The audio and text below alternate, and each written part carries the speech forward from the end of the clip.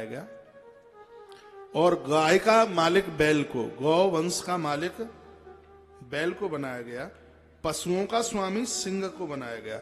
अब इसमें स्पष्ट आया है, जब इसमें लिख दिया है कि गाय का मालिक, गाय का स्वामी बैल को बनाया, फिर लिखा है कि पशुओं का मालिक सिंह को बनाया गया, तो इसका मतलब है कि गाय पशुओं से बाहर है।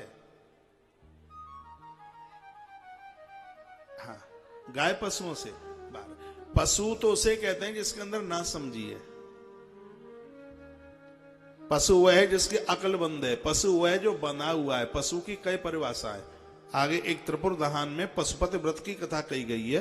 भगवान शंकर ने कहा था देवताओं को कि तुम सब पशु बन जाओ, तो देवताओं ने कहा पशु का मतलब, पशु का मतलब है जो बना हुआ है। पशु का मतलब है जो बना हुआ है। जब तुम बन जाओगे तो मैं तुम्हें करूंगा मुक्त, तभी तो लोग मुझे पशुपतिनाथ के नाम से जानेंगे। आप देखेंगे भैंस और गाय के स्वभाव में बहुत बड़ा अंतर है। महिषी बच्चे को जन्म देती है, भैंस उसका पड़रा 3 दिन गाफिल रहता है, हाँ, खड़ा नहीं होगा, उसकी पूंछ उठा करके खड़ा कीजिए नीचे गिरेगा।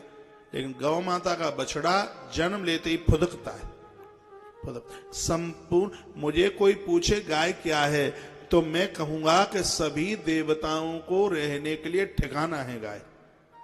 मुझे किसी ने पूछा कि आप बता सकते हैं हनुमान क्या है, समाधिया जी, श्रीधाम वृंदावन में एक किसी प्रवचन सम्मेलन में जाना हुआ, तो प्रश्नोत्तरी बहुत होती है, प्रश्न रखे जाते हैं। तो हमें पूछा गया कि हनुमान क्या है। हमने कहा हनुमान क्या है? हनुमान क्या है? राम जी के रहने के लिए घर है हनुमान। राम कहाँ रहे? तो राम के रहने के लिए ठिकाना है। तो एक महात्मा जी बोले कि तुम अपनी तरफ से बोल रहे हो या कहीं ऐसा प्रमाण मिलता है? हमने कहा हम अपनी तरफ से कुछ नहीं बोलते, हम तो प्रमाण से ही बोलते हैं। कहा तो प्रमाण दीजिए। हमने कहा प्रणव पवन कुमार खलवन पावक ज्ञान घन जासु हृदय आगार बसई राम सर चापदर। आगार घर को कहते हैं। हनुमान जी का हृदय राम जी का घर है, जहां राम जी धनुष बाण लिए हुए खड़े हैं, जिस स्थान पर जासु हृदय आगार। हाँ, हनुमान जी तालियां आपसे ज्यादा उन्होंने बजाई थी। जासु हृदय आगार, जासु हृदय आगार बसई राम, जहां राम जी बसते हैं, जासु हृदय आगार। आगार मीन्स घर, ठिकाना।